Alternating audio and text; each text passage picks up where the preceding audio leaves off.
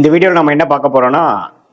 2026 June மாதம் வரக்கூடிய குரு பெயர்ச்சி தனுசு ராசிக்காரர்களுக்கு எத்தகைய ஒரு பலாபலன்கள் நிறைந்த ஒரு ஆண்டாக ஜூன் 2026 இருந்து அடுத்து வரக்கூடிய ஜூன் 2027 வரைக்கும் இந்த 13 மாதங்கள் தனுசு ராசிக்காரர்களுக்கு எத்தகைய ஒரு காலகட்டமாக இருக்க போகுது. இந்த குரு பெயர்ச்சி மிதுனத்திலிருந்து கடகத்துக்கு வரக்கூடிய அமைப்பு தனுசு ராசியின் அதிபதியாகிய குரு என்ன ஒரு மாற்றத்தை தனுசு ராசிக்காரர்களுக்கு கொடுக்க போகிறார், மற்ற கிரகங்களா எப்படி இருக்குங்கிறத நம்ம துல்லியமாக சயின்டிபிக் வேதிக் அஸ்ட்ராலஜி முறையில எதையுமே மிகைப்படுத்தாமல் உள்ளது உள்ளவாறு ஒரு கிரகம் ஒரு டிகிரியில இருக்கும் பொழுது ராசிக்கு என்ன வித தாக்கத்தை கொடுக்க போகிறார், எது மாதிரி விஷயங்கள் நம்ம எதிர்பார்க்கலாம், கர்மா எப்படி செயல்பட போகிறதுங்கிறது அறிவியல் சார்ந்த கலையாகிய இந்திய வேத ஜோதிட அடிப்படையிலான ஒளி தத்துவம் மூலமாக சயின்டிபிக் வேதிக் அஸ்ட்ராலஜி முறையில நம்ம பாக்குறோம். இப்போ பாருங்க, குரு ஜூன் 2ஆம் தேதி 2026 அப்போ பாத்தீங்கன்னா மிதுனத்துல இருந்து கடகத்துக்கு மாறுவது ஒரு நல்ல மாற்றத்தை கொடுக்குது. என்ன மாற்றத்தை கொடுக்கும்னா, ராசி அதிபதியே பலமடைகிறார், உச்சமடைகிறார். எங்க உச்சமடைகிறார்? 8ஆம் இடத்துல உச்சமடைகிறார். 8ஆம் இடங்கிற ஒரு மாதிரியான மர்மமான ஒரு இடத்துல உச்சமடைஞ்சு ராசி அதிபதி அது குருங்கிற சுப கிரகம் நல்ல ஒரு அமைப்பு ஸ்தானபலம் பெறும் பொழுது எது மாதிரி விஷயங்கள் கொடுக்கும் அப்படின்னா, உங்களுக்கு ஃபர்ஸ்ட் ஆஃப் ஆல் லைஃப் ஒரு மாதிரியா 1 இயர் போயிட்டு இருக்கிறத நம்ம கம்ஃபர்ட் ஜோன்ல இருக்கிறத பிரிச்சு விடும். கம்ஃபர்ட் ஜோன்ல இருந்து நம்ம விலக்கி அடுத்த வரக்கூடிய வாழ்க்கையில வரக்கூடிய நகர்வுகளை நோக்கி நாம திறம்பட தைரியமாக கால் எடுத்து வைக்கக்கூடிய தருணங்களை அமைச்சு கொடுக்கக்கூடிய அமைப்பு தான் தனுசு ராசிக்காரர்களுக்கு இந்த குரு 8ஆம் இடத்துக்கு போகிறது. நிறைய பேத்துக்கு இடம் மாற்றங்கள் உண்டு, தொழில் மாற்றங்கள் உண்டு, வேலை மாற்றங்கள் உண்டு,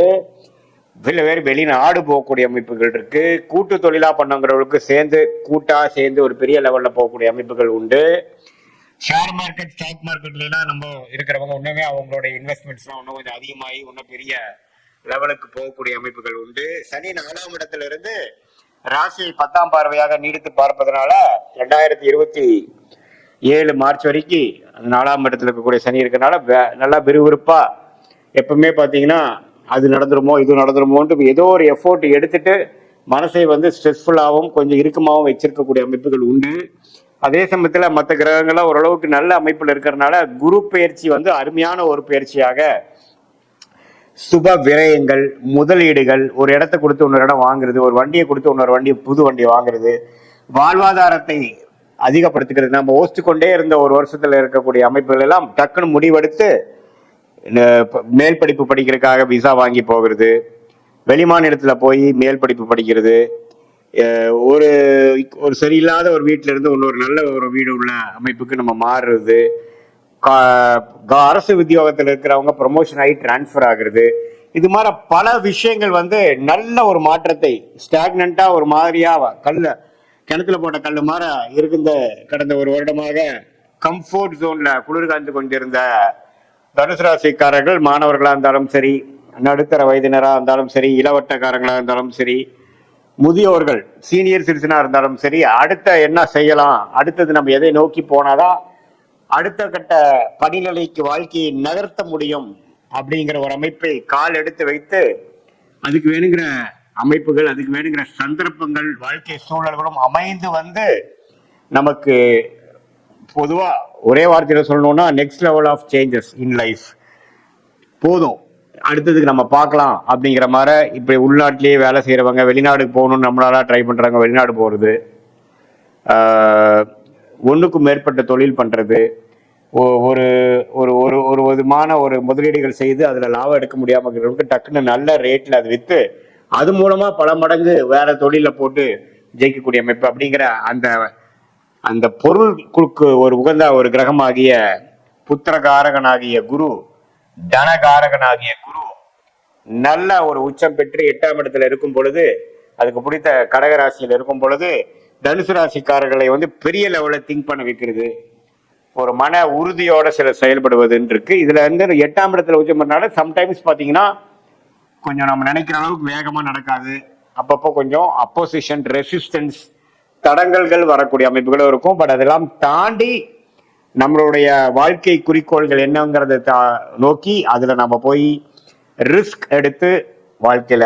கம்ஃபர்ட் ஜோன்ல இருந்து விலகி அடுத்த கட்ட வாழ்க்கை ஸ்டேஜஸ்க்கு நகரக்கூடிய ஒரு அருமையான ஒரு தருணமாக எடுத்துக்கலாம். இதுல வந்து நவம்பர், டிசம்பர், ஜனவரி இந்த வருடத்தின் கடைசி 2 மாதமும் ஜனவரி மாதம் 2027 பாத்தீங்கன்னா குரு சிம்மத்துக்கு வர்றதுனால 9ஆம் இடத்துக்கு வந்து ராசியை பார்க்கிறார். அந்த டைம் பாத்தீங்கன்னா ஓரளவுக்கு செய்த முயற்சி ஜூன், ஜூலை, ஆகஸ்ட், செப்டம்பர், அக்டோபர்ல செய்த முயற்சிக்கு தகுந்த ஒரு நல்ல பலன்களும் நம்ம நடுவால பார்ப்போம். ஸோ ஓரளவுக்கு அந்த அதிபத்திரமாக சிம்மத்துக்கு போகக்கூடிய குருவும் தனுசு ராசிக்கு நல்ல பலன்களை கொடுக்கிறார் அப்படிங்கறத தெரிந்து கொண்டு, இந்த குரு பயிற்சி 8க்கு போய் மறைஞ்சிட்டார், அஷ்டமத்துல போயிட்டாருங்க நம்ம பயப்பட வேண்டியதுல.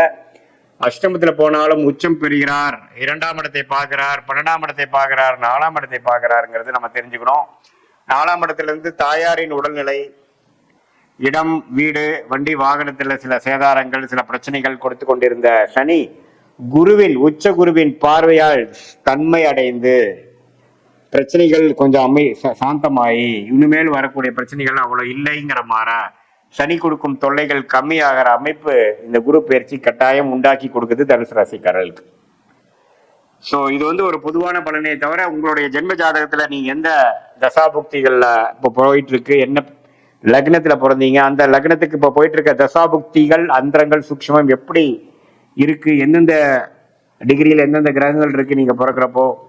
பிறந்த தேதி, பிறந்த நேரம், பிறந்த உரை வைத்து வரக்கூடிய திருக்கணித பஞ்சாங்கத்தில் உங்க ஜாதகத்தை போட்டு அது பிரகாரம் நம்ம லக்னம், ராசி, நீங்க வந்து பூராட நட்சத்திரமா, மூல நட்சத்திரமா, உத்திராட நட்சத்திரமா அப்படிங்கிறதெல்லாம் ஓரளவுக்கு நல்லா தீர ஆராய்ந்து அதுக்கு தகுந்த மாதிரி நம்மளுடைய ஜோதிட கணிப்பு அடுத்த வரக்கூடிய 6 மாதம் எப்படி, அடுத்த வரக்கூடிய 1 வருடம் எப்படிங்கிறதெல்லாம் நம்ம ஓரளவுக்கு பிரித்து பார்க்கும் பொழுது நல்லாவே நமக்கு லாங் டேர்ம் எப்படி இருக்க போகுது, ஷார்ட் டேர்ம் எப்படி இருக்க போகுது, எது மாதிரி பிராப்தங்கள் காத்து இருக்கிறது, எது மாதிரி விஷயங்கள் நமக்கு உகந்ததாக இல்லை, எந்த நேரத்தில் எது மாதிரி முடிவுகள் எடுத்தால் சேதாரம் இல்லாமல், பண விரயங்கள் இல்லாமல், சமய விரயங்கள் இல்லாமல் நம்ம ஓரளவுக்கு வெற்றி அடைய முடியும், எந்த நேரம் வந்து நமக்கு